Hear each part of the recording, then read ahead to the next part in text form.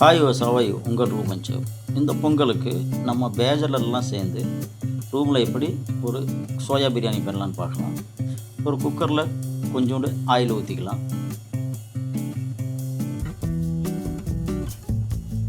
Oil நல்லா சூடாகட்டும். இப்போ அதில் பட்டை, கிராம்பு, ஏலக்காய், இந்த ரோஸ் இதெல்லாம் போட்டு 10 ரூபா பாக்கெட் ஒன்று உடச்சி ஊற்றிக்கலாம். ஒரு 4 பச்சை மிளகா போட்டுக்கலாம். ஒரு 3 பெரிய வெங்காயமும் வெட்டி போட்டுக்கலாம். இப்போ அது கூட கொஞ்சோண்டு மட்டன் மசாலா போட்டு நல்லா ஃப்ரை பண்ணிக்கலாம்.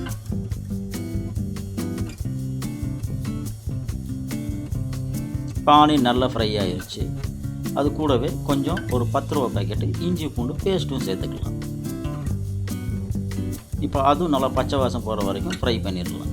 இப்போ நல்லா ஃப்ரை ஆயிடுச்சு. இப்போ என்ன செய்யலாம், ஒரு 3 தக்காளி கட் பண்ணி அதில் போட்டுடலாம். அதுவும் நல்லா ஃப்ரை ஆகட்டும். தக்காளி ஃப்ரை ஆகிறதுக்காக கொஞ்சோண்டு கல்லுப்பு சேர்த்துக்கலாம். அப்போ சீக்கிரம் தக்காளி மேஷ் ஆகி நல்லா ஃப்ரை ஆயிரும். இப்போ ஓகே, நல்லா ஃப்ரை ஆயிடுச்சு. இப்போ கொஞ்சோண்டு புதினா, கொஞ்சோண்டு கொத்தமல்லி ரூமில் இருக்கிறத எடுத்து போட்டுடலாம்.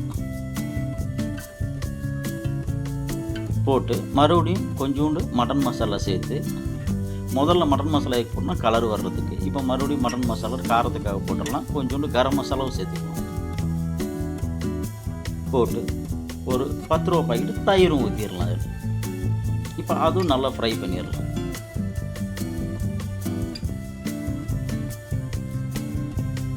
இப்போ நல்லா ஃப்ரை ஆயிடுச்சு. இப்போது நம்ம ஒரு 200 கிராம் சோயா ஊற வச்சதை அதில் போட்டு நல்லா ஃப்ரை பண்ணிடலாம்.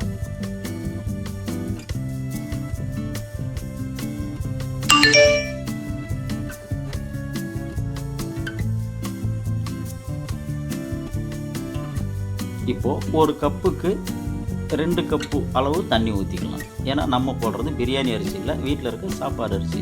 பேச்சலர் அரிசிலாம் என்றைக்குமே சாப்பாடு அரிசி தான் ஸ்டாக் நிறையா இருக்கும்.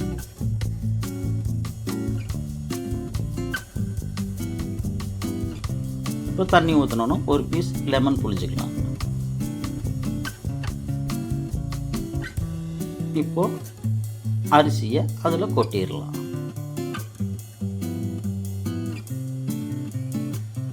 இப்போ குக்கர் மூடி போட்டு விசில் போட்டுடணும். ஒரு 4 விசில் வந்தோடனே பேச்சலர் சோயா பிரியாணி ரெடி. நீங்களும் ட்ரை பண்ணி பாருங்கள். சிம்பிளாக இருக்கும், ரொம்ப நல்லா இருக்கும். இந்த பொங்கல் டைமில் எல்லா கடையிலையும் இப்போ 1 கிலோ போட்டால் 6 பேர் திருப்தியாக சாப்பிடுவோம்.